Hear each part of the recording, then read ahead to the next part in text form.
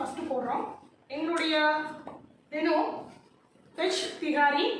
அதுக்கு தேவையான இன்க்ரீடியன்ஸ் வந்து நான் உங்களுக்கு சொல்கிறேன். அதுக்கு முன்னாடி அதனுடைய ஒரு 3 பெனிஃபிட்ஸ் மட்டும் நான் சொல்லிடுறேன். ஃபஸ்ட்டு பார்த்தீங்கன்னா வெரி ஈஸி அண்ட் குவிக் சமையல் நம்ம பண்ண முடியுங்க. ரெண்டாவது வந்து பார்த்தீங்கன்னா கிட்ஸ் எல்லாம் வேஸ்ட் பண்ணாமல் சாப்பிட்றதுக்கு நம்ம எல்லா பொருளையும் அதில் வந்து கிரைண்ட் பண்ணி பேஸ்ட் பண்ணி தான் ஆட் பண்ண போகிறோம். ஸோ ஃபுட் வந்து நமக்கு வேஸ்ட் ஆகாது, எல்லா நியூட்ரிஷனும் குழந்தைங்களுக்கு கிடைக்கும். தேர்ட் ஒன் பார்த்தீங்கன்னா நம்ம பாஸ்மதி ரைஸ் இல்லை சீரக சம்பாவில் தான் பண்ண வேண்டியதாக இருக்கும். அப்படி இல்லாமல் நம்மளுடைய யூஸ்வலாக வீட்டில் செய்யக்கூடிய ரெகுலர் ரைஸ்லேயே நம்ம இந்த மெனுவை பண்ண முடியும். ஸோ வாங்க இன்க்ரீடியன்ஸை நான் உங்களுக்கு காமிச்சிடுறேன். இதுக்கு வந்து நான் என்னோட டம்ளரில் இந்த டம்ளரில் 4 டம்ளர் ரைஸ் எடுத்திருக்கேன். இதுக்கு 1 டம்ளரில் 2 டம்ளர் தண்ணி சேர்த்திருக்கேன். அதுக்கு தேவையான ஆனியன் 3, 2 டீஸ்பூன் அளவுக்கு ஜிஞ்சர் கார்லிக் பேஸ்ட் எடுத்திருக்கேன்.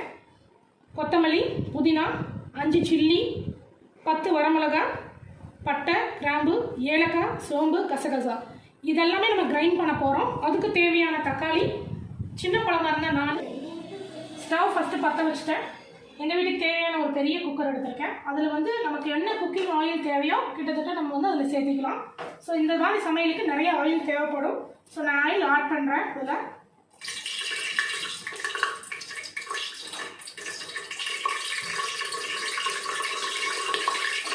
ஃபஸ்ட்டு அதில் இருக்கக்கூடியதில் 2 spoon ginger garlic paste add பண்ணிங்க. அப்புறம் வெங்காயம் போட்டுக்கலாம்.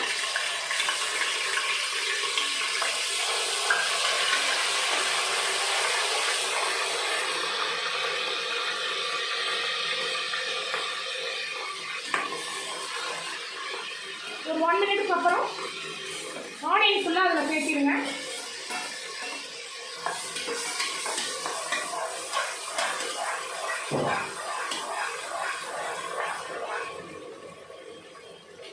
அது கொஞ்சம் சால்ட் போட்டுடலாம். அப்போ தான் வந்து வெங்காயம் சீக்கிரம் வந்து பிளெண்ட் ஆகும்.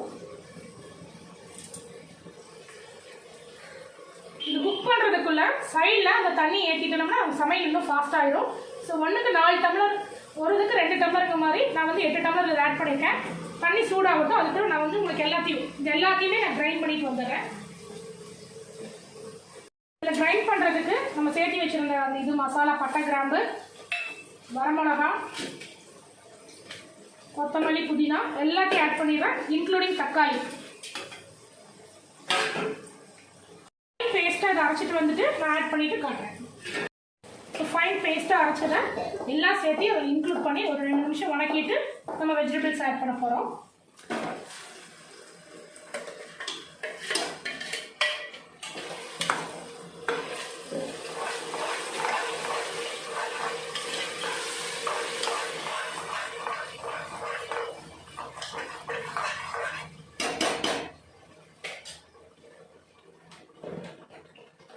கொஞ்சம் மஞ்சள் தூள் மட்டும் சேர்த்திக்கலாம், ரொம்ப தேவையில்லை. கொஞ்சம் 1/4 ஸ்பூன் போதும்.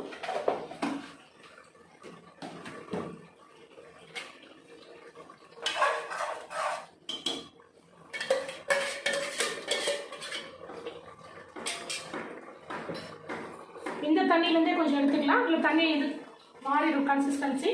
ஸோ கொஞ்சமாக மட்டும்தான் நான் அலசி ஊற்றுறேன்.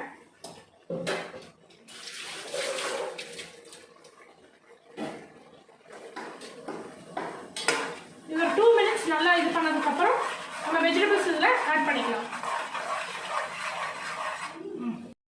ஸோ இது 2 மினிட்ஸ் ஆகிடுச்சு. மசாலா கொஞ்சம் பிளெண்ட் ஆகிடுச்சு.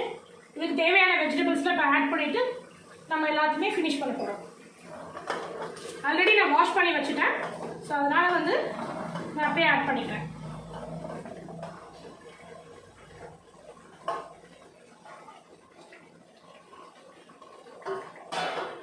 சால்ட் சேர்க்கல, முதல்ல கொஞ்சம் தான் போட்டிருக்கேன். அகைன் இப்போ வெஜிடபிள்ஸுக்கு தேவையான சால்ட் போடுறேன்.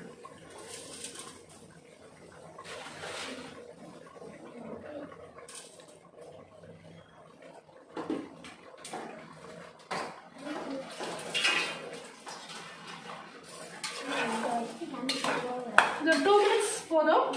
அதுக்கப்புறம் நம்ம ரைஸை வந்து வாஷ் பண்ணி வச்சுருக்கேன், அதை ஆட் பண்ணிவிட்டு நான் எப்பவுமே ஈஸி குக்கிங்க்கு சைடில் தண்ணி வச்சுருந்தனால அரிசி போட்டோன்னு நான் தண்ணியை ஆட் பண்ணிடுவேன். அதோடு நம்ம விசில் போட்டுடலாம் சீக்கிரமாக.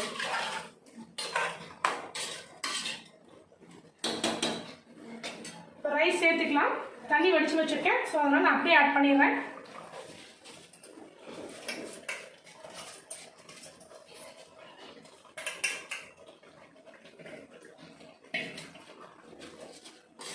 எல்லாத்தையுமே நம்ம இதில் அரைச்சி சேர்க்கறதுனால கிட்ஸ் வந்து இது எதையுமே ஒதுக்க மாட்டாங்க. ஃப்ளேவரும் நல்லாயிருக்கும். எதுவுமே ஃபுட்டு வேஸ்ட் ஆகாமல் நம்ம அப்படியே சாப்பிட்டுக்கலாம். இன்ஸ்டண்ட்டாக அப்படியே செஞ்சிடலாம் சீக்கிரமாக. இப்போ ரைஸ் போட்டு ஒரு 2 minutes ஆகிடுச்சு. ஸோ இதில் தண்ணி தண்ணி ஊற்றிட்டோம்னா பாயிலிங் ஸ்டேட் வந்துடும். நம்ம சால்ட்டு டேஸ்ட்லாம் பார்த்துட்டு நம்ம லிட்டை மூடிடலாம்.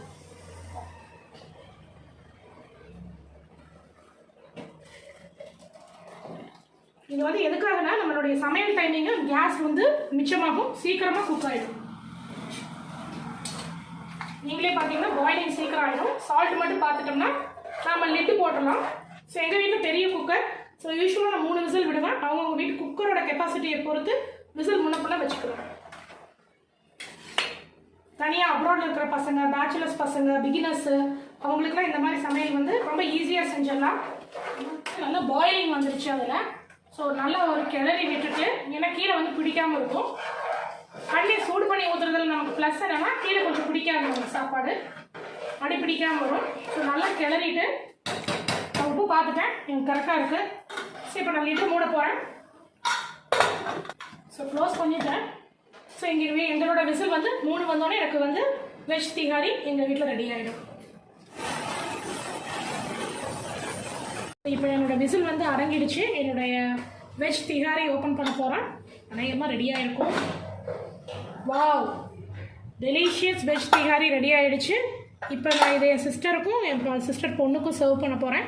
அவங்க டேஸ்ட் பண்ணிவிட்டு உங்களுக்கு கமெண்ட் சொல்லுவாங்க.